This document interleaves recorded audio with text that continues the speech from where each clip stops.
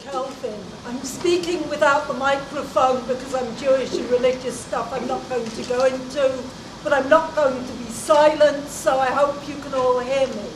I'm speaking in favour of motion 8 and against motion 9. Long term, I'd like to get rid of all borders. Short term, I think independence is the answer for us. I think as well as its value for its own sake, independence actually gives us a lot of opportunities. I think we're actually more radical up here than in other parts of Britain. I think independence will give us an opportunity to push forward a socialist agenda and to also do things like get rid of Trident. I can't see that happening in a continued united UK. I can see that happening in an independent Scotland. And I think that is something of value that does make a difference to the working class. I also think I, like many other people here, joined the March for Asylum Rights. I think if we had an independent Scotland, we'd actually be able to do something to welcome asylum seekers here.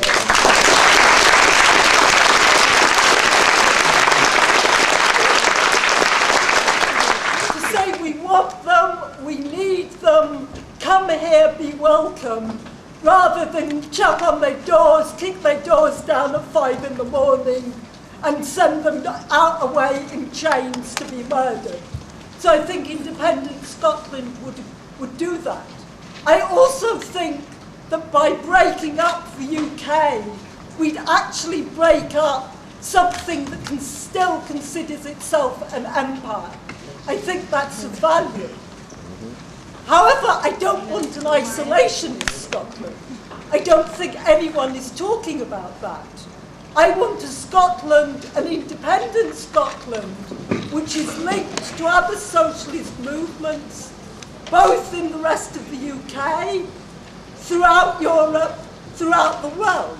I think we're radical here, and that by becoming independent here, even if we don't achieve all we want immediately, that we can actually start to enact some good socialist policies which will actually make it easier for other people elsewhere to also have good socialist policies and to actually get them carried through.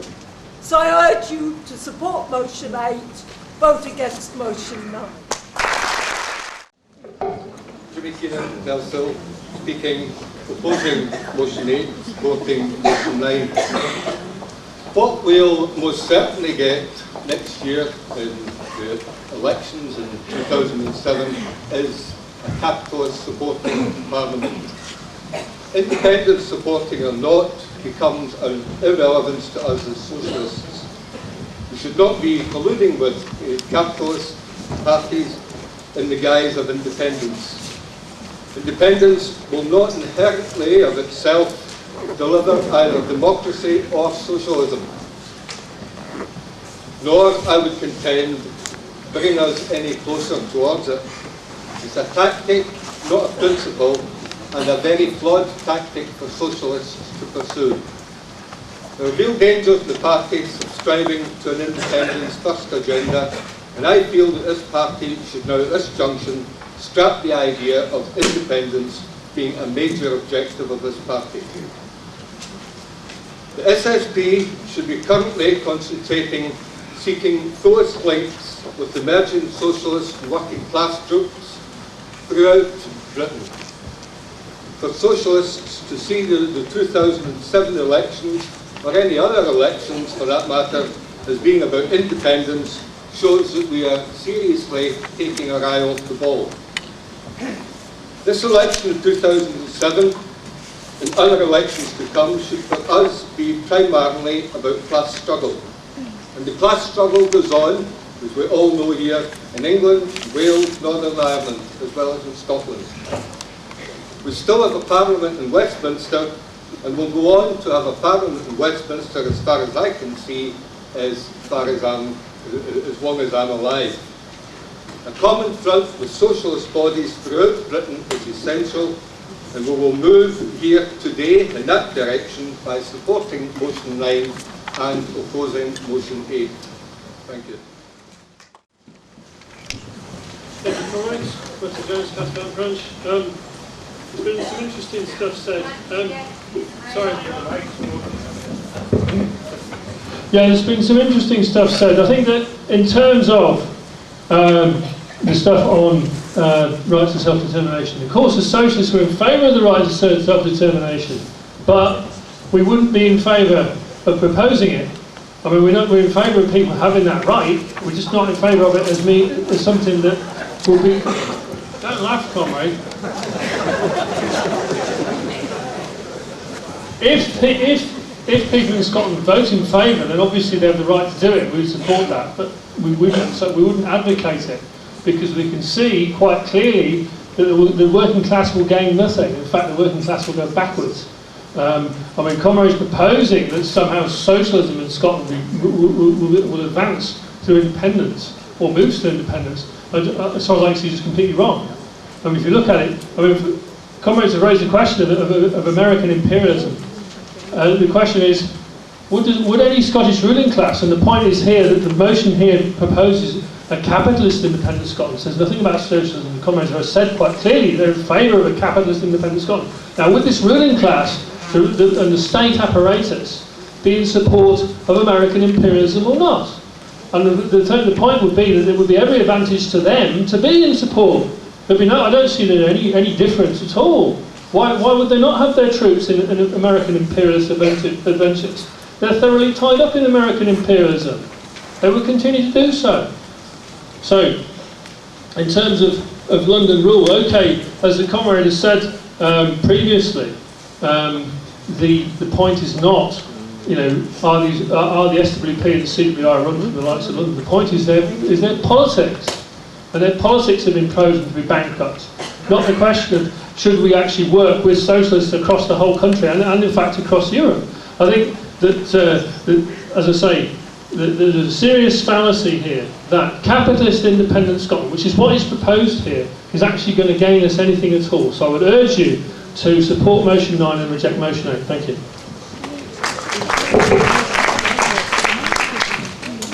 And someone up with motion 8. Still Scotland to vote. Willie McGartlin, Govan branch. I'm quite glad we're getting to this before the Scotland game picks up. One of the first things I'd like to take up was when the Speaker of motion 9 actually moved the motion. It's the old red herring. The Scottish chose to get into the Union. That Scottish people done well out of British imperialism. Where's my house? I never voted to go into any union. My family never done well out of any imperialism. In fact, my family came out on a boat for the island and ended up in a crappy house in Govan. We done nothing. So this is important for us to realise. In the next election, we do face the chance of a vote to win independence for our nation.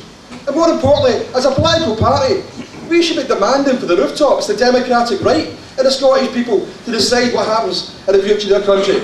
But we should also make sure, yes, that the SSP stands out differently. We are different to Gordon Brown, Mr. Super Brit, with Union Jack Cape blasting behind him. Every time I see the guy, I keep on waiting for the sash to get played. Yes, we should differentiate ourselves for the SNP, for the likes of Mike Russell, who wants I need to say this slowly, there's too many vowels for a Glaswegian. A new union, but I say it quick as a union, doesn't work. But a new union to be set up. Well, we talk about it, but the SNP want to stay in NATO, but they want to still doff the cap to Big Lizzie down the roads. And we should be differentiating ourselves with that. But we shouldn't be embarrassed with taking forward your demand for an independent socialist Scotland. We should be embarrassed with demanding that Scottish people have the democratic right to decide what happens for them.